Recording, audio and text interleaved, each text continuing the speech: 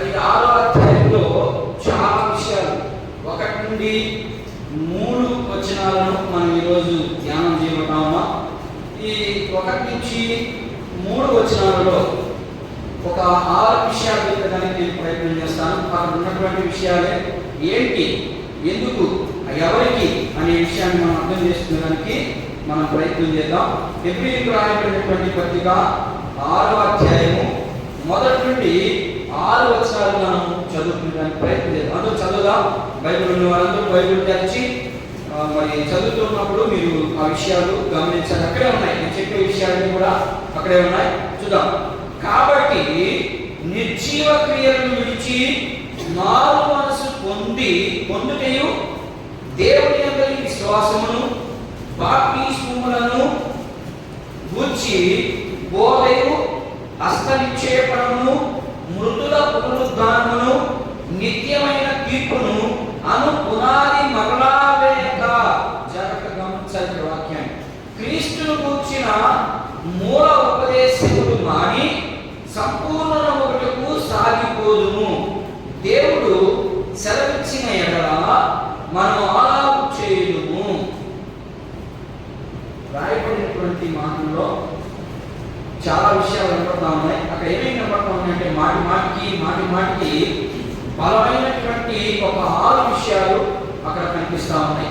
ఆ 6 విషయాన్ని నేను మీతో పంచుకునేదానికి, మనందరం కూడా అర్థం చేసుకునేదానికి, మనందరం నేర్చుకున్నాం.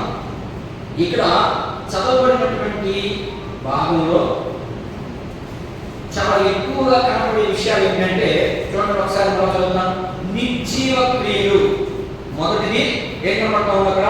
నిర్జీవ క్రియలను విడిచి మారు మనసు పొందండి అంటున్నాడు. ఎవరితో మాట్లాడుతున్నాడు, ఎందుకు మాట్లాడుతున్నాడు అనేది మనం కిందకి వెళ్ళే కొద్ది ఈ పుస్తకం అంతా ఎవరికి రాయబడింది నేను మీకు ఒకసారి గమనించాలి. వాక్యాన్ని లోతుగా అధ్యయనం చేసే కొద్ది సంఘంలో జనాలందరూ అంతే, అది వాస్తవమే. సత్యం చెప్పే కాడ అసత్యం నిలబడదా? నిలబడు. కాబట్టి సత్యాన్ని ఎప్పుడైతే మనం స్వీకరిస్తామో మనలో ఉన్నటువంటి అసత్యం అంతా నిలవజాలదు. అందుకని యేసు ప్రభువు మాట అంటాడు, ఏమంటాడంటే చీకటికి నీటికి పొత్తు కుదరదు. అంటే వాక్యం ఏం చేస్తుందంటే సూటిగా పోయి వాళ్ళ హృదయాన్ని కూర్చేస్తుంది. కూర్చున్నప్పుడు ఇక వాడికి తక్కువలేదు, వాళ్ళకి ఆ బాధలకి ఉండలేక ఏమైపోతారు, ఎవరు ఉండలేదు, నిలబడలేక. అందుకని యేసు ప్రభు ముందుగా చెప్పాడు, రే మీరు ఎప్పుడైతే సత్యాన్ని వెతుకుతారో, ఏం వెతుకుతారో, ఏది వెతుకుతారో దాన్నే వస్తారు. మనం ఇప్పుడే వాడుకున్నాం. కడపూర స్వరము వింటున్నానే మన మనసు ఎలా ఉండాలంట? సంతోషంతో ఆనందంతో గొంతయ్యాలి. ఎప్పుడు ఆ బోర స్వరాన్ని వెనకాల మనము సత్యంలో ప్రయాణించినప్పుడు మాత్రమే ఆ బోర స్వరాన్ని వినగలం. సత్యంలో నడవాలంటే చాలా కష్టం. ఎందుకంటే యేసు ప్రభువే చెప్పాడు మరొక, నేను ఇరుకు మార్గం, మీరు ఇరుకు మార్గంలో నడవాలి. ఇరుకు మార్గం అంటే అర్థం ఏంటంటే అదేదో చిన్న బాబు వాకండి. ఇరుకు మార్గం అంటే క్రైస్తవునిగా జీవించడం, వాక్యానుసారమైనటువంటి జీవితాన్ని జీవించడం చాలా కష్టము. అదే ఇరుకు మార్గం. విశాల మార్గం అంటే వాడికి ఎటువంటి నడవచ్చు, ఏ ఇబ్బంది లేదు అనేవాడిది విశాలమైనటువంటి మార్గం. ఇక్కడ ఇరుకు మార్గం అంటే నాతో పాటు ప్రయాణం చేయడం చాలా కష్టం. అదే దాని అర్థం. దాన్ని మనం ఎట్లా పట్టట్లా అర్థం చేసుకోవచ్చు. అలాగే ఎప్పుడైతే మనం సత్య మార్గాన్ని అనుసరిస్తామో మనలో ఉన్నటువంటి ఆ చీకటి స్వభావం కానీ, లేకపోతే దేవునికి విరోధమైనటువంటి కార్యాలు కానీ, అవన్నీ ఒకటి వెంబడి ఒకటి వెళ్ళిపోతా ఉంటాయి మనలో నుండి. మనం ఎప్పుడైతే సత్యాన్ని వినమో, సత్యానికి స్థానం ఇవ్వమో, అప్పుడు అసత్యము లోపలికి వచ్చి మనల్ని బాగా కృంగతీసేసేదానికి చాలా అవకాశం మనం దానికి ఇస్తున్నామని దాని అర్థం. అదే ఇక్కడ మాట్లాడతారు భక్తులు. ఏమని మాట్లాడుతున్నారంటే మీరు నిర్జీవ క్రియలను గురించి. ఏంటా నిర్జీవ క్రియలు అంటే ఇక్కడ 2 విషయాలు ఉన్నాయి. మీకు బాగా అర్థమయ్యేదానికే నేను ఇలా వాక్యాన్ని సిద్ధపడిచాను. చూడండి, నిర్జీవ క్రియలు అంటే అసలు ఏంటి? అని 6 విషయాలు చెప్పాడు. ఈ 6 విషయాలు నేను ఇక్కడ రాశాను. ఒకటి, నిర్జీవ క్రియలు అన్నాడు. నిర్జీవ క్రియలు విడిచి మీరు మారు మనసు పొందండి అన్నాడు. అంటే ఇది క్రైస్తవునికా యూదునికా? క్రైస్తవునికి మారు మనసు వస్తే కదా క్రైస్తవులు అవుతారు, లేకపోతే క్రైస్తవులు అవ్వడు.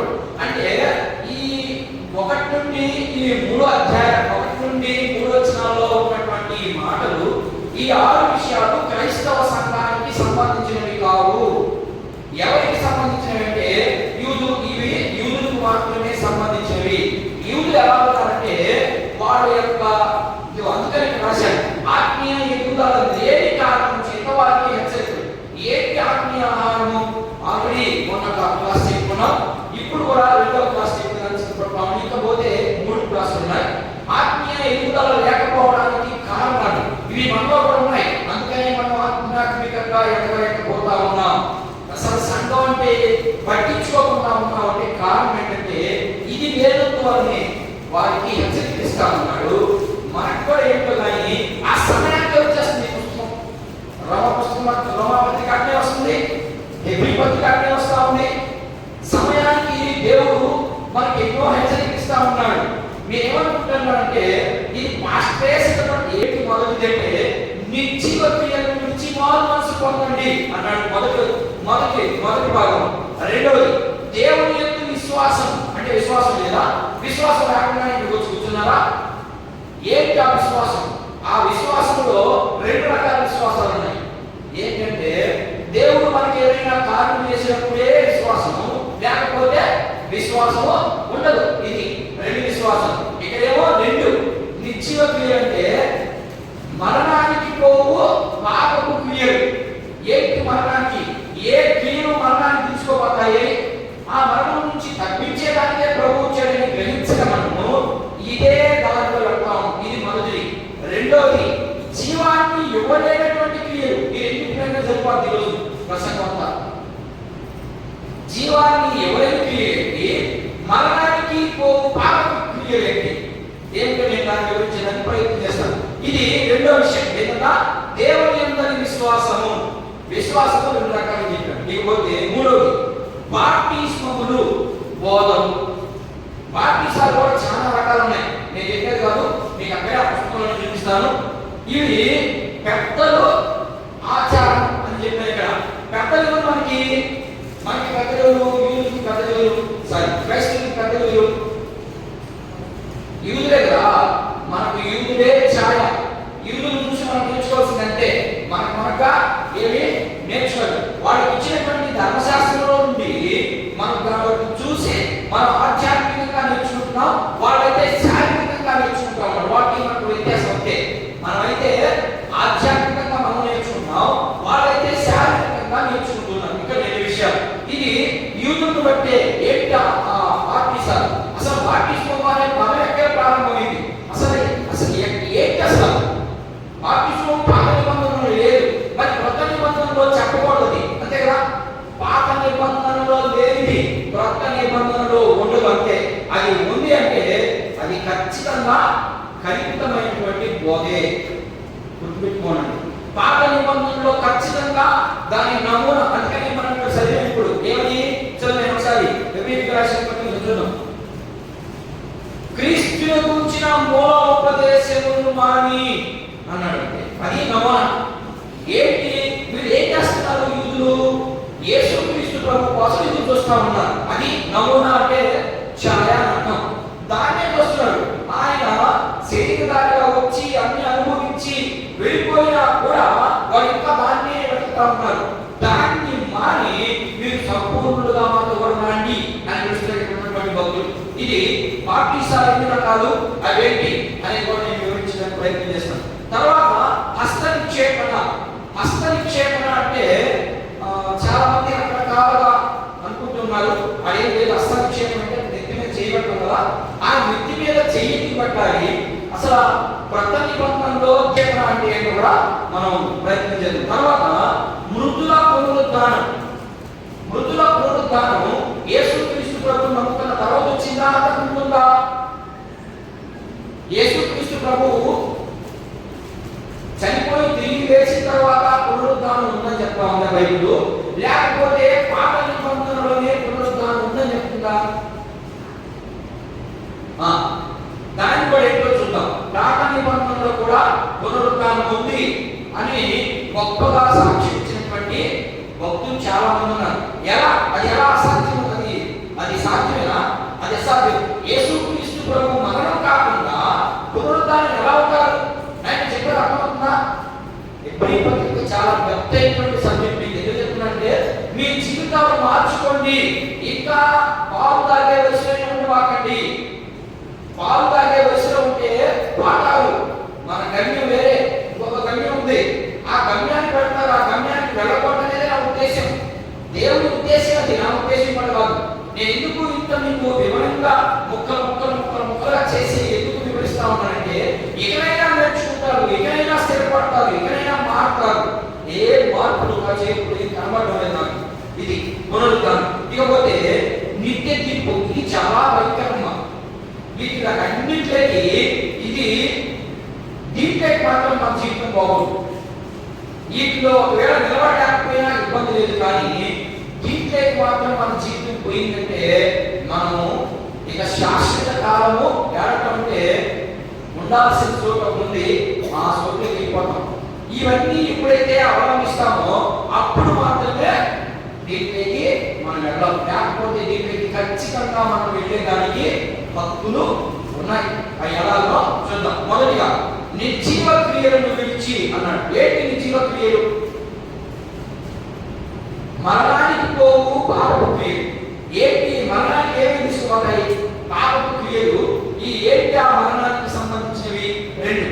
జీవాన్ని ఇవ్వలేనటువంటి క్రియలు ఏంటి అంటే నేను ముందు దీన్ని వివరిస్తాను. జీవాన్ని ఇవ్వలేని క్రియలు ఏంటవి చెప్పడం సరి. ఏంటి అంటే జీవాన్ని ఇవ్వలేనటువంటి క్రియలు ఏంటది చెప్పగలరా? చెప్పలేదా? విగ్రహాలు. ఇంకా అవి జీవాన్ని ఇవ్వలేదు. ఇంకా అసలు పాయింట్ ఇవ్వండి. దానివల్ల మనము ఎక్కడికి వెళ్ళలేము? పర్లోక రాజ్యానికి వెళ్ళలేము. ఆల్రెడీ విగ్రహాలకు పోతేనే అసలు పర్లోక రాజ్యం లేదంటారు. అంతే కదా. అయితే మనకి చెప్పేది ఏంటంటే మీరు విగ్రహాలను పూజించినప్పుడు మీకు ఏం లేదు, పాప క్షమాపణ లేదు అన్నాడు. క్షమాపణ కోసం మనం ఇప్పుడు ఏంటంట జీవాన్ని ఇవ్వలేని క్రియ. క్రియ అంటే పని, ఏదో పని. ఏంటా పని చెప్పండి. భక్తులు కలుపుకోండి, ఒక 2 నిమిషాలు చెప్పండి. Very good. అంటే మొదటి పాయింట్ ఇది. నిర్జీవ క్రియ అంటే వాటిలో 2 భాగాలంటే మరణానికి ఓ పాపపు క్రియ అయితే, పాపపు క్రియ అంటే మీకు ఆల్రెడీ తెలుసు. అదేవిధంగా ధర్మశాస్త్రంలో ఉన్నటువంటి మార్పులో మీరు చర్చించకూడదు, తర్వాత వచ్చి వేరే వాడి మీద అబద్ధం సాక్ష్యం చెప్పకూడదు, తర్వాత ఇంకా గమనించకూడదు. ఇవన్నీ కూడా పాపపు క్రియలు. దీనివల్ల మనం ఖచ్చితంగా మరణానికి వెళ్ళిపోతాం. ఇది ఏంటంటే మరణానికి పోవు పాపపు క్రియలు. ఓకేనా? ఇది మీకు అర్థమైపోయింది. దానికి సంబంధించి ఒక వచనాన్ని నేను చదివించడానికి ప్రయత్నిస్తాను. ఎహెజ్కేలు గ్రంథం చూద్దాం. ఎహెజ్కేలు గ్రంథము 33వ అధ్యాయం. ఎహెజ్కేలు గ్రంథము భక్తులైనటువంటి ఎహెజ్కేలుతో చూడండి ఎలాంటి మాట మాట్లాడిస్తున్నాడు ఏంటంటే చూద్దాం. 33:10-15 వచనాన్ని కొత్తగా చదువు. నరపుత్రుడా ఇశ్రాయేలీయులకు ఈ మాట చెప్పు. మా పాప దోషములు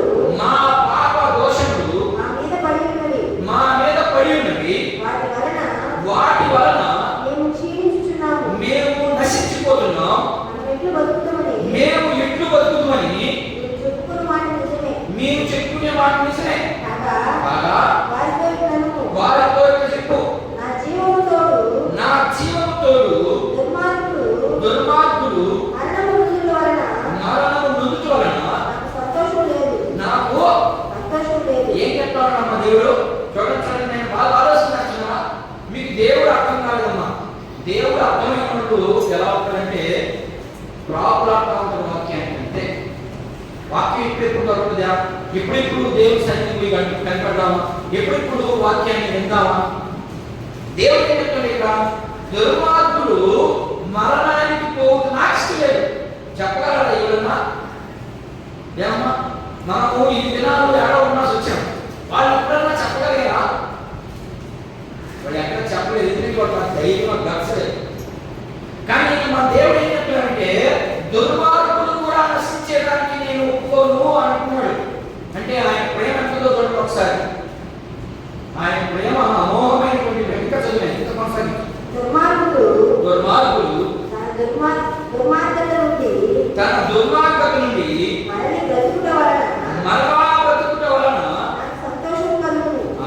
ఎప్పుడు బతుకుతారంట? మరలా బతకాలంటే వాళ్ళు ఏం చేయాలి? ఏమ్మా, మరలా బతకాలంటే వాళ్ళు ఏం చేయాలంటే నిర్జీవమైనటువంటి క్రియలను విడిచిపెట్టాలి. దాంట్లో భాగంగానే 2 భాగాలు చెప్పాను. మీరు మరణం నుండి బయటికి రావాలి అంటే నిర్జీవమైనటువంటి క్రియలు ఉన్నాయి. ఆ క్రియలను మీరు ఎప్పుడైతే విడిచిపెట్టి వస్తారో అప్పుడు మీకు మరణం పోయే జీవం వస్తుంది. ఏంటా నిర్జీవమైన క్రియలో 2వ భాగం, మొదటి భాగం మీకు అర్థమైంది. పాపపు క్రియలు అన్నాడు, అర్థమైనా? ఆ పాపపు క్రియలకు సంబంధించిన కొన్ని వచనాలు చూపించాడు. ఇప్పుడు జీవాన్ని ఇవ్వలేనటువంటి క్రియలు ఏంటా? జీవాన్ని వాళ్ళు ఏం చేస్తున్నారు? వీళ్ళు ఇశ్రాయేలీయులు ఏం చేస్తున్నారంటే చూద్దాం ఇక్కడ. దాన ధర్మాలు ఒకటి. దాన ధర్మాల వల్ల ఏమన్నా ప్రయోజనం ఉంటుందా చెప్పండి? దాన ధర్మాల వల్ల ఏమన్నా ప్రయోజనం ఉంటుందా? ఏం ప్రయోజనం? ఇకపోతే దానం అయిపోయింది, దానివల్ల ప్రయోజనం లేదు. ఇంకా చెప్పండి. భోజనం పెట్టుట, ఇవన్నీ సత్యాన్ని. సత్యం ఒకటిస్తే అసత్యం మరొకటి చెప్తారు, ఇంకోటి చెప్తాడు. ఇంకా అమ్మా యాక్టర్, యాక్టర్కి పోతే ఏమన్నా వస్తుందమ్మా? యాక్టర్కి పోతే ఏమన్నా వస్తుందా? డబ్బులు ఖర్చు, ఊరికి తప్పి చేయడం. దీనివల్ల కూడా ప్రయోజనం. అదే చెప్తున్నాను ఇక్కడ యూదుడికి, బాబు మీరు క్రీస్తును కూర్చిన నమూనా ఎక్కుతా ఉన్నారు. ఏమని? పాత నిబంధనలో ఏముంది? మీకు మెస్సేజ్ వస్తాడు, మిమ్మల్ని విడిపిస్తాడని ఉంది. ఎక్కడ ఉంది? యెషయా 9:9 మనకి.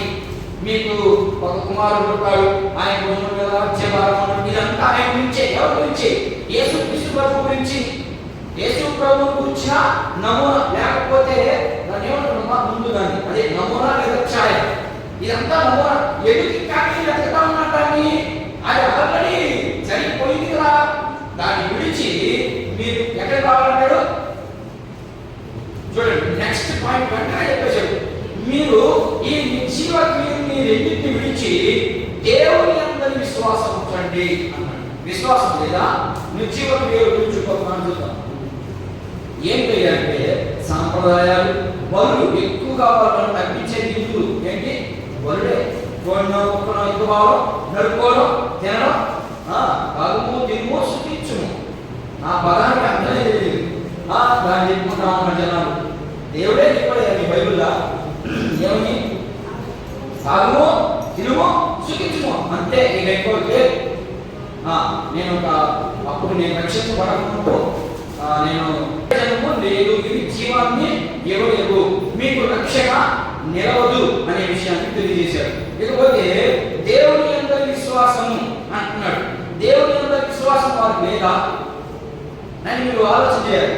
నేను చెప్పే పాయింట్లో ఇప్పుడు మొదటి పాయింట్ చెప్పాను. నిర్జీవ క్రియలు అంటే ఏంటంటే 2 రకాలు. ఒకటి మరణానికి పోవు పాపపు క్రియలు. ఆ పాపపు క్రియలు ఏంటో మనకు తెలిసి. ఏంటి ఆ పాప క్రియలు అంటే? జీవాన్ని ఇవ్వలేని క్రియలు పెట్టి దాంట్లో బలులు, అర్పణలు, ఇంకేమైనా చెప్పమైనా బలులు, అర్పణలు, ఇంకేమన్నాయి? పండుగలు, సాంప్రదాయాలు, ఇవన్నీ కూడా నిర్జీవ క్రియలు. వాటి వల్ల మనకేమి ప్రయోజనం? సాంప్రదాయం అంట. ఏమిటి ఆ సాంప్రదాయం? చెప్పండి ఒకసారి. సాంప్రదాయం క్రైస్తవులే ఇవన్నీ చేసేది. నిజంగా ఎందుకు చేయి పాపం. వాళ్ళు దేన్ని నమ్మకాలు దాన్ని గట్టిగా పట్టుకుంటారు అంతే. మనమేమో యేసు ప్రభువును నమ్మేవని అక్కడి నుంచి ఇక్కడికి వస్తాం. ఇక్కడికి వచ్చి వాటిని పట్టుకుంటాం, దేవుడు చెప్పిన మాటను పట్టుకోం. దేవుడు చెప్పిన మాటను విడిచిపెట్టి వాళ్ళు చెప్పిన మాటను గట్టిగా పట్టుకుంటాం. వాళ్ళు పట్టుకోవాలి కదా. ఎందుకంటే వాళ్ళు పక్కనే ఉంటారు. ఏదో వాళ్ళు వస్తా ఉంటారు. నేను ఆ పోటీకి నువ్వేం చేస్తావు? లొంగిపోతావు. ఖచ్చితంగా చెప్పగలవా? నేను చేయింది ఇది దేవుడికి విరోధమైన కార్యం అని చెప్పలేకపోతున్నాను. కాబట్టి మన బ్రతుకులు అలాడుతూ ఉన్నాయి. నిజమైనది వాక్య సత్యం ఇది. మీకు ఎంత కఠినంగా వాక్యం చెప్తున్నా కూడా మీ హృదయాలు మండవారిపోయినట్టే. వాక్యం అనే శుద్ధితో పోరాడుతున్నా కూడా మీ హృదయాలు పగలడం లేదంటే ఎంత ఎంత బాగా తెలిపోయిందో చూడండి. నేను అట్టుంది నీకు నేరుగా దేవుని వాక్యం గుర్తుతా ఉన్నానని ఏం మార్పులు లేవు. మార్పులు లేవు కాబట్టి మన బ్రతుకులు ఇలాగే ఉన్నాయి. రోజు రోజుకి శరీర సంబంధమైనటువంటి ఆశీర్వాదాలు సంబంధం ముందు శరీర సంబంధమైనటువంటి ఆశీర్వాదాలు రావాలంటే చాలా కష్టపడాలి. ఆత్మ సంబంధమైన ఆశీర్వాదాలు వచ్చిన తర్వాతనే శరీర సంబంధమైన ఆశీర్వాదాలు వస్తాయి. ముందు శరీర సంబంధమైనటువంటి ఆశీర్వాదాలు ఇచ్చి దేవుడు ఆత్మ సంబంధమైన శరీరాలు ఆత్మ సంబంధమైనటువంటి ఆశీర్వాదాలు ఎక్కువ లేవు, అవి రాని మీ దగ్గరికి. అందుకని దేవుడు ఏం చేస్తాడంటే ముందు క్రైస్తవులుగా ఉన్నటువంటి వారిని ముందు నలిపి శరీరంగా నలిపి ఆ తర్వాత వాళ్ళకు వదిలిపెట్టాడంటే ఇక మనతో అంతే ముందు అన్ని ఆటోమేటిక్గా వచ్చేస్తా ఉంటాయి. అంతే మనం అనుకోకుండా జరిగిపోతూ ఉంటాయండి. ఓకేనా? అదే ఇక్కడ మీరు శరీర సంబంధమైనటువంటి క్రియటువంటి వాటి వల్ల అయితే మనకు ప్రయోజనం లేదు. ఇప్పుడు ఒక కొత్త ట్రెండ్ ఏంటో తెలుసా? చర్చిలో భోజనం పెట్టడం ప్రేమ ఉందంటే రకరకాలైనటువంటి ప్రజలు ఉన్నారు అక్కడ. ఈ రకరకాలైన ప్రజలు ఒకరికొకరు ఐక్యపరచబడతారని భోజనం పెట్టాడు ఆయన. చూడండి దాని బ్యాక్గ్రౌండ్ లో చూడండి. ఎందుకు ఆ ప్రేమ ఎందుకు పెట్టాడు? పౌలు గారు లేకపోతే అపోస్తలులు అంటే దాని అర్థం ఏంటంటే దాని చాలా వివరణ ఉంది. ఏంటంటే అక్కడికి రకరకాలైనటువంటి తెగల ప్రజలు వచ్చేవారు. ఆ ప్రజలందరూ ఏకమవడానికి, ఒకరినొకరు అర్థం చేసుకోవడానికి, ఒకరి బాధలు ఒకరు పంచుకునేదానికి ప్రేమ పెట్టాడు. కానీ ఈరోజు రెండు మారిపోయింది. భోజనం పెట్టే వచ్చేస్తారు అంతే. భోజనం కోసం ఎక్కువన్నారు. రక్షించబడిన భోజనం కోసం బదలమా ఇంకా లేదా భోజనం? అందుకే కొద్ది పత్రిక చదవాలి. మీరు ఆంగ్ల ఉంటుంది కొద్ది పత్రికలో ఏం మీకు లేవా? మీలో భోజనం లేదా మీకు వెంటనే అది బుక్ చేసుకుంటారు. మీరు దొరికిందే సంగతి ఎంత విద్యోగం. నేను ఎన్ని తప్పని నేను చెప్పట్లేదు, కానీ జనాన్ని రాక్కునేదానికి, జనాన్ని ఆధ్యాత్మికంగా పెంచగలుగుతున్నావా అనే బాధ లేదు ఎవరికి కూడా. నాకు అక్కడికి జనాలు రావట్లేదే, ఏం మారిస్తే వస్తుంది, ఎలా చెప్తే వస్తుంది అనేది అర్థం చేసుకొని ప్రజలకు నచ్చినట్టుగా వాక్యాన్ని చెప్పుకుంటూ వెళ్ళిపోతా ఉన్నారు. దానికి రెండంతా తీర్పు ఉంటుందని దేవుని వాక్యమే చెప్తా ఉంది. ఆ వాక్యం ఆ తీర్పు ఉందని తెలిసి కూడా ఎంత తప్పు చేస్తా ఉన్నామో చూడండి. మనం ఒకసారి దేవుని అందరి విశ్వాసము, దేవుని యొక్క విశ్వాసం లేదా ఇశ్రాయేలుకి ముందుగా ఆకలిమంతా నమ్మే కదా బయటకు వచ్చి ఐగుప్తు నుంచి బయటకు వచ్చింది. ఎక్కడొచ్చారు? విశ్వసించే కదా, అంతే కదా. మరి విశ్వాసము, దేవుని యొక్క విశ్వాసము అంటే ధర్మశాస్త్రం. ఏమంటున్నారు? యూదులు గుర్తుపెట్టుకో ఉండండి, ఇదంతా యూదులకు సంబంధించిందని చెప్పారు. యూదులు దేని నమ్ముతా ఉన్నారు? ధర్మశాస్త్రాన్ని నమ్ముతున్నారు, కానీ యేసుక్రీస్తుని శరీరధారిగా వచ్చాడని వారిని నమ్మడం లేదు. అంటే విశ్వాసం అంటే ఎవరిని నమ్ముతున్నారంటే దేవుణ్ణి. ఎవరా దేవుడు? తండ్రి అయిన దేవుడిని నమ్ముతున్నారు, కానీ కుమారుడైన యేసుక్రీస్తు ప్రభుని నమ్మడం లేదు. అర్థమైందా? అందుకనే ఏం చెప్తున్నాడంటే ఈ భక్తులు బాబు యూదులారా, మీరు తండ్రి అయిన దేవుడిని నమ్ముతున్నారు, మంచిదే. ధర్మశాస్త్రాన్ని నమ్ముతున్నారు, ఇంకా మంచిదే. కానీ నువ్వు తండ్రి అయిన దేవుడిని నమ్మినా, ధర్మశాస్త్రాన్ని నమ్మినా, యేసుక్రీస్తు ప్రభు దగ్గర కాకుండా నీకు నిత్య జీవం లేదు. ఒకటే మాట సింపుల్ కొట్టేశాడు. అర్థమవుతున్నాయా? అర్థమవుతున్నా? అర్థం కావట్లేదా? అర్థమవుతుందా? ఇక్కడ ఏం చెప్తుందంటే నిర్జీవ క్రియ వల్ల నీకు ప్రయోజనం ఒక మాట చెప్పాడు. రెండవది, మేము దేవుని విశ్వాసంగా ఉన్నాం కదా, ఇన్ని దినాలు 40 సంవత్సరాలు మేము అన్యంలో రక్షించారు కదా మా పితరులు, మేము కూడా దేవుడి కదా నమ్ముతులేది అని చెప్పినప్పుడు వాళ్ళకి అర్థమయ్యేదానికి బాబు మీరు దేవుడిని నమ్ముతున్నారు, మంచిదే, వెలుగు. రెండోది ధర్మశాస్త్రాన్ని నమ్ముతున్నారు, అది కూడా మంచిదే. కానీ ఈ వ్యక్తి వల్ల ఏం రాదు, ఏం రాదమ్మా? జీవాన్ని ఇవ్వలేని క్రియలు. ఈ జీవం నీకు కావాలంటే ఖచ్చితంగా నువ్వు కుమారుడిని నమ్మి తీరాల్సిందే.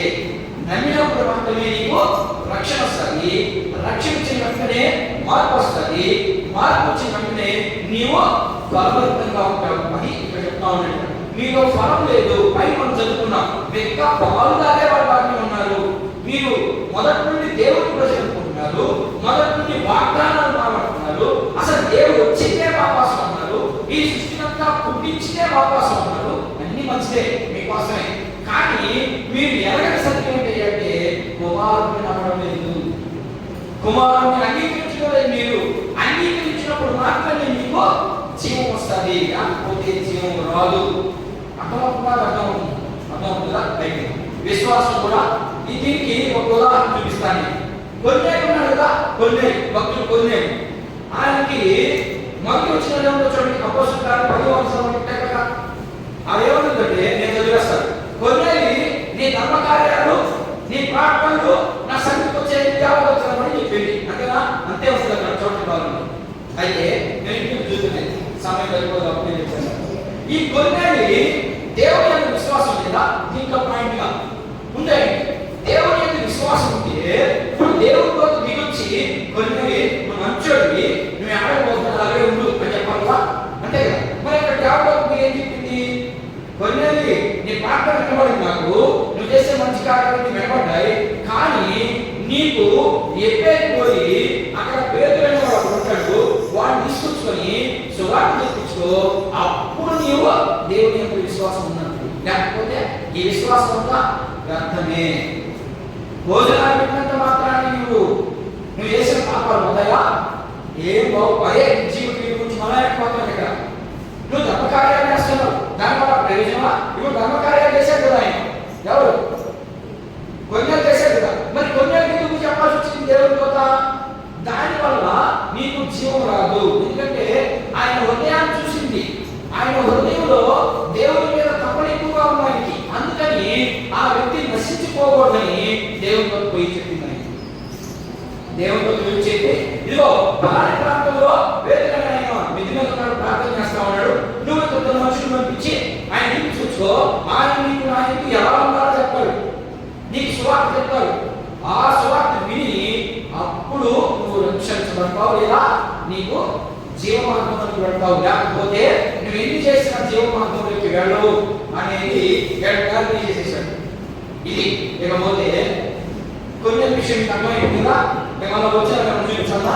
సరే చూపిస్తా చూడండి ఒకసారి. అపోస్తలుల కార్యము 10:43 చదువు. 10:43 కరెక్ట్ చదువు.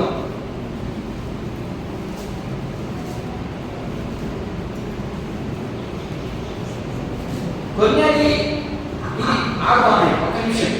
ఇప్పుడు కొన్నేది ఏ దేవుడు నమ్ముకున్నాడు, ఏ నిబంధనలో ఉన్నాడు ఆయన? ఇక్కడ కన్ఫ్యూజ్ అయిపోతుంది. అందుకని ఇక్కడ ఆత్మని కొన్నేది ఏ నిబంధనలో ఉన్నాడు? కొత్త నిబంధనలో ఉన్నాడా, పాత నిబంధనలో ఉన్నాడా? ఇప్పుడు చదివే ఏంటి నువ్వు? అపోస్తలుల కార్యం పాత నిబంధనలో ఉందా, క్రొత్త నిబంధనలో ఉంది కదా. మరి క్రొత్త నిబంధనలో ఉంటే యేసుక్రీస్తు ప్రభువుని నమ్ముకోవాలి ఆయన. అర్థమవుతుందా? క్రొత్త నిబంధనలు ఆల్రెడీ ముందు సువార్త జరిగింది. సువార్త జరిగిన తర్వాత రాయబడిన పుస్తకం ఇది. అయితే అపోస్తలుల కార్యము 10వ అధ్యాయంలో కొన్నే గురించి మాట్లాడుతున్నాడంటే ఇప్పుడు ఈయన ఎవరికి ఉన్నాడని అర్థం? యూదా మతంలోనే ఉన్నాడని అర్థం. యూదా మతంలో ఉన్నవారికే కదా చెప్తున్నాడు ఆయన. మీరు ఇంకా మతంలోనే ఉన్నావు, ఇంకా అక్కడే పడుకున్నావు, ఇంకా అన్నీ ఉన్నావు, వేరే వచ్చి బయటకు చెప్తావు. అదే సంపూర్ణంగా సాగిపోదాం రండి అనే మాట రాష్ట్రంలో చెరువులో కనబడుతుంది. 3వ వచనంలో ఎబ్రీపత్రిక 3:6 కనబడుతుంది. మనం సంపూర్ణంగా సాగిపోదాం. మీరు నమూనాన్ని వెతుకుతా ఉన్నారు, ఇంకా ఛాయ్ చూస్తూ ఉన్నారు, దాన్ని చూడొద్దని చెప్తాను. సరే చదువు. 43 ఆయన యందు విశ్వాసం ఉంచువాడెవడు, ఆయన యందు విశ్వాసం ఉంచువాడెవడు వాడు ఆయన నామము మూలముగా పాపక్షమాపణ పొందుదని ప్రవక్తలందరూ ఆయన గురించి సాక్ష్యం ఇస్తున్నారని చెప్పేశాడు. ఆయనకి ఏం చెప్పాడంటే ఇప్పుడు కొన్ని ఖచ్చితంగా పేరు ప్రశ్న వేసిందా అంతా రాయబడదు కదా, మనం అర్థం చేసుకోవాలని. పేతుల్ని ఖచ్చితంగా కొన్ని ప్రశ్న వేసి ఉంటాడు. అయ్యో బాబు బాగానే ఉంది, నాకు దేవుని వచ్చి చెప్పింది నమ్మడు కదా. నమ్మదమ్మా, విగ్రహము ఒక జీవి అంటున్నప్పుడు మా దేవుడు ఏంటంటారు, వాడు భక్తి వాళ్ళది అంతే కదా. అట్లాగే ఇప్పుడు కొన్ని అనుకుంటాడు, ఏమని కొన్నేది మన పేతులు అనుకుంటాడు, అయ్యా పేతులు ఇప్పుడు దాకా ఆయన మంచోడు కదా అడిగాడమ్మా. ఖచ్చితంగా అనుకుంటాడు ఆయన, ఇప్పుడు దాకా చేసింది మేము చేసింది భక్తి కదా, దానివల్ల మాకు ప్రయోజనం లేకపోతే మా పిల్లల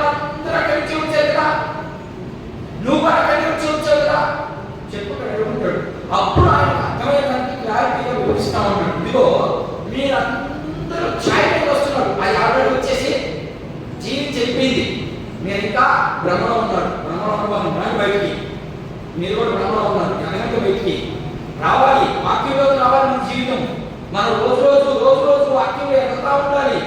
వాక్యంలో నువ్వు ఎదిగే కొద్ది నీలో ఉన్న పాపం ఒక్కొక్కటి అన్ని ఒకసారి బాగు, ఒక్కొక్కటి తీసేస్తా ఉంటాడు. మనకు తెలియదు, మనం అన్ని దూరం అయిపోతా ఉంది. అలా దూరం కాలేదంటే నీకు రక్షణే రాలేదని అర్థం. అంటే ఇది సత్యం, వాక్యం చెప్పే మాటలు. సరే, ఇకపోతే 2వ వచనం 2:4. తర్వాత నేను బాప్తిస్మం కాడికి వచ్చి ఆకాశం బాప్తిస్మం అంటే ఏంటి, అసలు బాప్తిస్మం చదువు 12 అపోస్తలుల కార్యం 12:4. 10వ అధ్యాయము 2వ వచనం 4వ వచనం. అతడు తన ఇంటి వారందరితో కూడా దేవుని యందు భయభక్తులు కలవాడై ఉండి ప్రజలకు బహు ధర్మము చేయించు ఎల్లప్పుడూ దేవునికి ప్రార్థన చేయువాడు. పగలు ఇంచుమించు 3 గంటల వేళ దేవుని దూత అతని ఎద్దకు వచ్చి, మీకు అర్థమైందా? అన్ని చేశాడు. దేవుని అంతా నుండి దేవదూత వచ్చింది ఆయన దగ్గరికి, మాట్లాడింది. ఒరే కొన్నేరి, నువ్వు చేసినంత బాగానే ఉంది, దానివల్ల నీకేం రాదు, జీవం రాదు, మంచి పేరు వస్తుందేమో, కానీ ఈ లోకంలో నీకు మాత్రం జీవము దొరకదు, మరణానికి వెళ్తావు. కాబట్టి నువ్వు మరణానికి పోవడం ఇష్టం లేదు, నేర్చుకెళ్తాను నువ్వు చెప్పాడు. చెప్పడా నువ్వు మరణానికి పోవడం ఇష్టం లేదు కాబట్టి కాబట్టి అది దేవుడు చెప్పే మాట. బయటకు వచ్చేసి నా ప్రకారం నువ్వు జీవించు, నీకు నేనేం కావాలో, నీకు ఎప్పుడు ఏం కావాలో అన్ని ఆ టయాలు నేను చేస్తాను ఇక్కడ చెప్తాను. ఇది రెండవ విషయం. ఇకపోతే 3వ విషయాన్ని ప్రయత్నం చేస్తాను. బాప్తిస్మమును గురించిన బోధ. చూద్దాం, 3వ విషయం చూద్దాం, చదవండి. 2వ విషయం, దేవుని యొక్క విశ్వాసము బాప్తిస్మములను గురించిన బోధయు. ఏంటి బాప్తిస్మములు? ఇక్కడ మనం గమనిస్తే హెబ్రీ పత్రిక 2వ అధ్యాయం ఒకసారి, హెబ్రీకి రాయబడిన పత్రిక 2వ అధ్యాయం 10వ వచనం ఒకసారి ఈ మాట మనం గమనిద్దాం. హెబ్రీ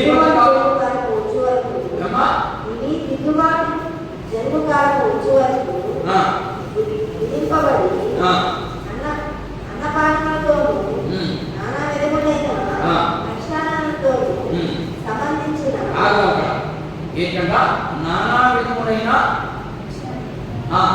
అక్కడ ఒకటని చుట్టూ లేవు చూడండి, అక్కడ ఒకటనుందా పైన ప్రక్షాళనములు అంటే అర్థం ఏంటంటే బాప్తిసాలు చాలా ఉన్నాయి. ఒక్కొక్కరికి ఇస్తా ఉంటాడు బాప్తిసాలు. ఒకడేమో యేసు నామములో ఇస్తున్నాడు, ఒకడేమో తండ్రి కుమార పరిశుద్ధ నామములో ఇస్తున్నాడు. అర్థమైందా? అసలు ఈ బాప్తిసము క్రొత్త నిబంధనలో వచ్చిందా, పాత నిబంధనలో వచ్చిందా? పాత నిబంధనలో లేకపోతే క్రొత్త నిబంధనలు చెప్పకూడదని ఆల్రెడీ దేవుడు వాక్యం చెప్తా ఉంది. మరి పాత నిబంధనలో మనం బాప్తిసం గురించి ఎక్కడైనా చూడగలమా? ఏం చెప్తా ఉన్నాడు అక్కడ? యూదా మతంలోనికి గుర్తుపెట్టుకోండి అని చెప్పి నేను అంటున్నాను. యూదా మతంలోకి ఎవరైనా కొత్తగా అన్యులు చేరాలి అంటే వారికి వారుగా వెళ్ళి, అప్పుడు ఎవరు బాప్తిసాలు ఎవరు? వారికి వారిగా వెళ్ళి నీళ్లు పారుతున్నటువంటి ప్రదేశంలో, నీళ్లు పారకుండా నిలవన్న చోట కాదు. ఈరోజు బాప్తిసాన్ని తొట్టు కడతా ఉన్నారు, రాంగ్ అది. అంతే, తొట్టులు ఏంటి చేయలేదు. దేవుడు ఎక్కడ తీసుకున్నాడు? యోగ్దానంలో తీసుకున్నాడు. అంటే అటువంటి పారేయడంలో అంటే నీలో ఉన్న పాపము వెళ్ళిపోవాలంటే ఆయన కొట్టుకొని నీరు దేనికి సాదృశ్యం? వాక్యానికి సాదృశ్యం. అది అక్కడ అర్థం. దాని అర్థాన్ని మనం మార్చేసి తొట్టు కట్టుకుంటాం. తొట్టు కట్టే నీ పాపం కార్యమే మనం పోవడం. ముందు నేను ఇచ్చానా? నేను ఇచ్చిన నా భార్య, నా భార్య ఒకటి నా పిల్లడు. ఈ పాపం అంతా చుట్టూ నాకు అంకే ఆగిపోయింది. అందుకని ఇక్కడ ఏం చెప్తున్నానంటే, ఎవరైనా యూదా మతంలోకి రావాలి అంటే, అన్ని మతంలో నుంచి యూదా మతంలోకి రావాలి అంటే వాడికి వాడుగా పోయి పాల్గొన్నటువంటి నీళ్ళ మధ్యలో వాడికి వాడుగా మునిగి ఎట్లా చచ్చిపోయిన రోజు ఏం చేస్తాం? అన్ని గుర్తుకొస్తాం. నాకు ఇట్లా వాకింగ్ కాడికి వచ్చినట్టే గుర్తుకొస్తాయి. చచ్చిపోయి దగ్గరికి పోయి శవాన్ని చూసిన రోజు ఏం చేస్తాం? మనం ఎంత చేస్తాం? చేస్తామయ్యా? నేలతోనే గుడ్డతోనే స్నానం చేస్తాం. అది ఇక్కడ ఎందుకు చేశావు గుడ్డతో స్నానం? చచ్చిపోయినాడు గొయ్యచ్చు బాగానే ఉంది, వాడిని నమ్ముతున్నా నడుతున్నప్పుడు ఎందుకు స్నానం చేస్తున్నాం? అసలు స్నానానికి అర్థమైంది తెలుసా? ఏమా మనకేం తెలియదు, వాడు చేసినట్టు నేను చేసేసా. అదంతా రేపు దేవుడు తీర్పులోకి తీసుకొస్తాడు. గుర్తుపెట్టుకోను, మనం చేయకూడదు అలాంటి పనులు. అసలు క్రైస్తవుడికి ఆచారం పద్ధతే లేదంటే ఇటు పడితే చేసుకోవచ్చు అంతే. వాడు మధ్యాహ్నం ఆహారం 1 గంటలకు తిన్నా, 12 గంటలకు తింటాం, ఏమి ఇబ్బంది లేదు. 10 గంటలకు తింటాం మధ్యాహ్నం భోజనం, ఏమి ఇబ్బంది లేదు. కానీ వాళ్ళు మధ్యాహ్నం 12 గంటలకే అన్నా ఏ 11 గంటలకు తింటే గొడవగా ఏం లేదు. యేసుక్రీస్తు ప్రభు వచ్చిన తర్వాత ప్రతి దాన్ని కొట్టుపడేసి, అందుకని ధర్మశాస్త్రం కొట్టువేయబడింది. ఎందుకు కొట్టువేయబడింది? దాంట్లో ఉన్న ప్రతి ఆజ్ఞను నేను చేశాను, అంతా తీసి పడేసాను. నా మాట వినండి, అది చెప్పేది యేసు ప్రభు. వీడేం చేస్తున్నారు? యేసు ప్రభు దగ్గరికి వస్తున్నారు, దానికి రెండు మిళితమైపోతా ఉన్నది. అందుకనే మన బ్రతుకులు అన్నిటిగా ఉన్నాయి. మనం ఉండకూడదు.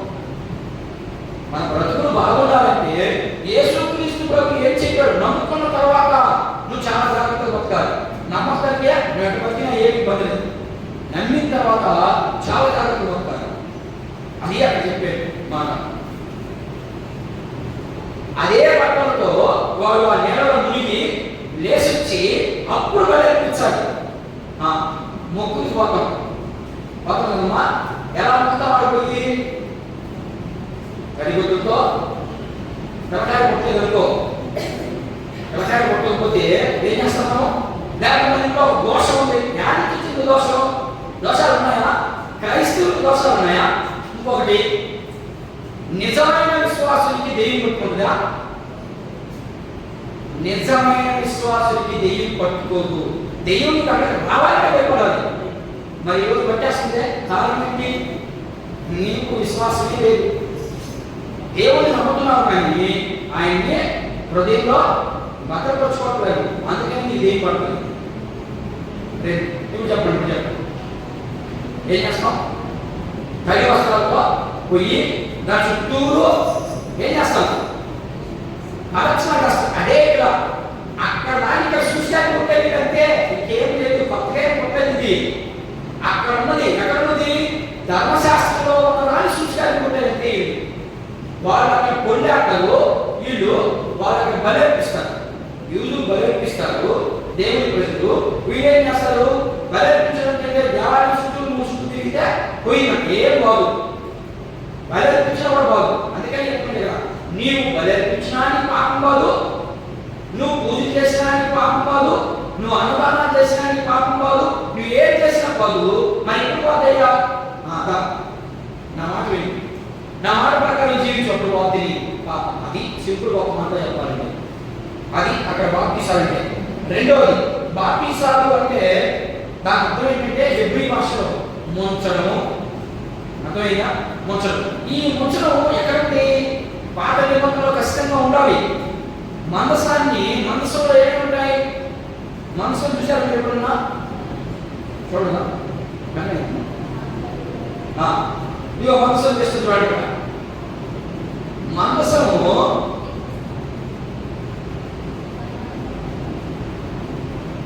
ఇది గంగానం.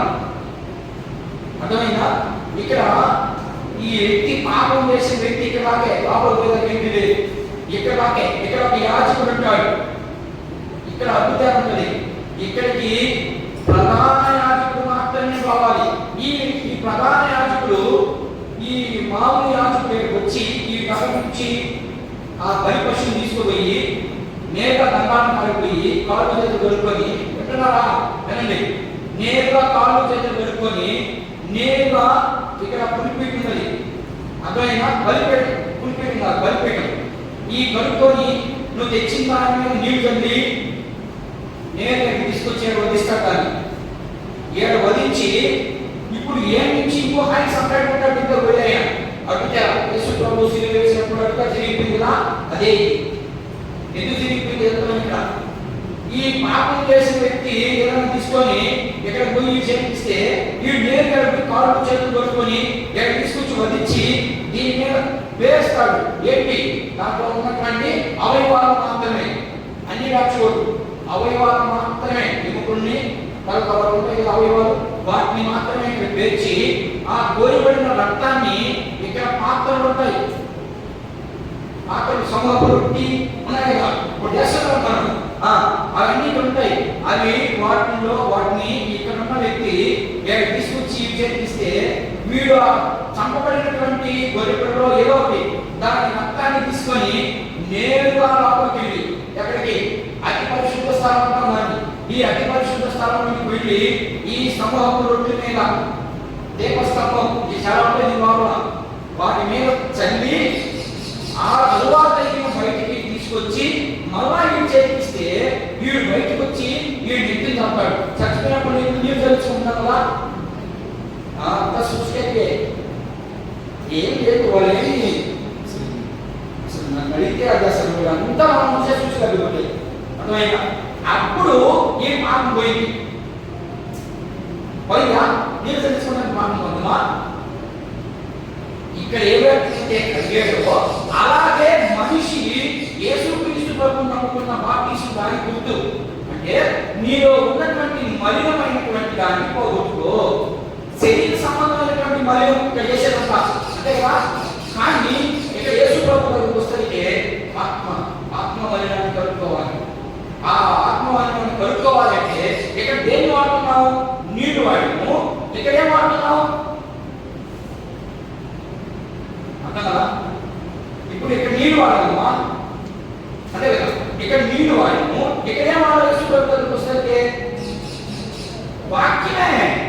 వాక్యమే కదా మనం హృదయాన్ని వెళ్ళేది. నీళ్ళు కలుగుతాయా?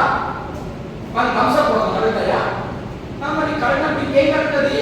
ఆ నీళ్ళని వాక్యంతో యూజ్ చేసేది. ఆ వాక్యం నీ హృదయం లేకపోతే నీ మారు మనసు వచ్చేస్తుంది. హృదయం లేదు కాకపోతే ఏమొస్తుంది? మారు మనసు రాదు. అంతే గుర్తు. అదే చెప్పాడు.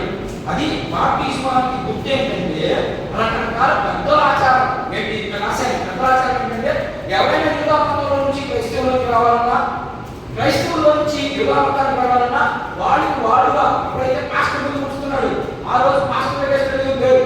డైరెక్ట్ గా వాడడం మీకు రావడం పడిపడుతుందో అయ్యా నేను చేసించని చెప్పి ఇక్కడ పోయి బదిలించేసి యూదామతంలో వచ్చి దేవుడయ్యా నా సబ్జెక్ట్ ఉంటుంది. దాని గురించి చెప్పుకుంటూ పోతే రోజు గడిచిపోతా ఉంటుంది. సరే, ఇకపోతే హస్తనిక్షేపం. ఈ హస్తనిక్షేపం అంటే స్వస్థతలకి సంబంధించినటువంటి మాదిరి ఆ రోజుల్లో.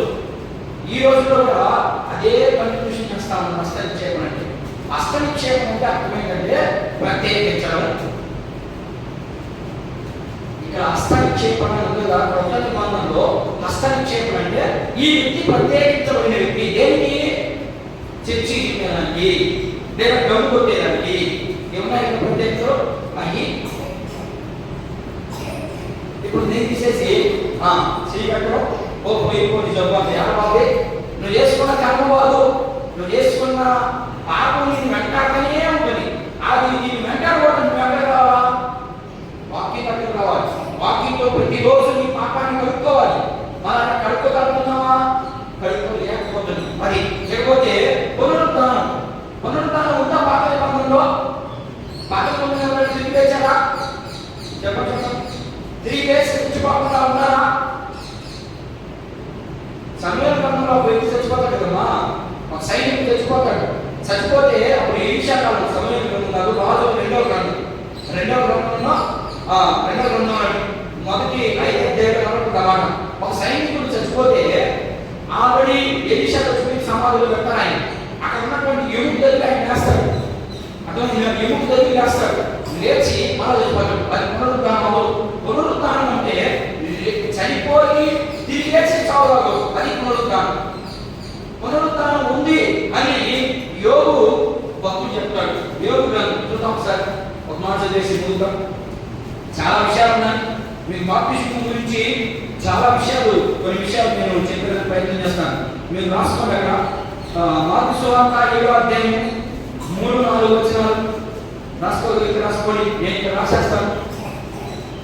బాప్టిజం గురించి మార్కు సువార్త 7వ అధ్యాయం 3, 4 తర్వాత వచ్చి సంఖ్యాకాండము 19వ అధ్యాయం 7 నుంచి 8 వచనాలు, 12వ వచనం కూడా. సంఖ్యాకాండము 19, 7, 8 వచనాలు, 12వ వచనము. నిర్గమకాండము 30వ అధ్యాయం 17 నుంచి 22 వచనాలు. అర్థమైనా?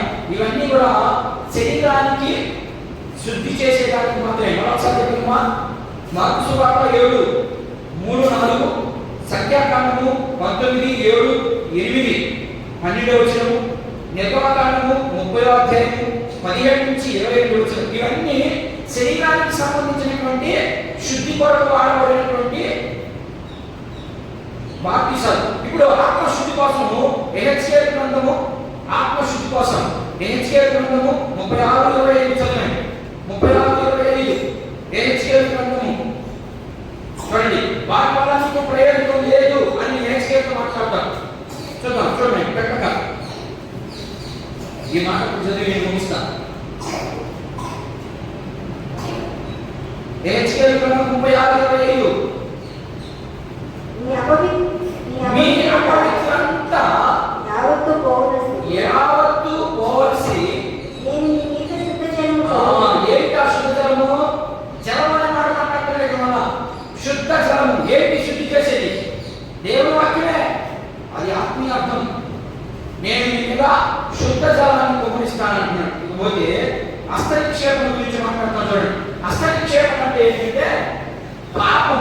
గొర్రె పిల్లలను తీసుకొస్తాడు కదా, ఇక్కడికి గొర్రె పిల్లలను తీసుకొస్తే పాపం చేయబడిన వ్యక్తి చేయబడ్డాడు దీని మీద.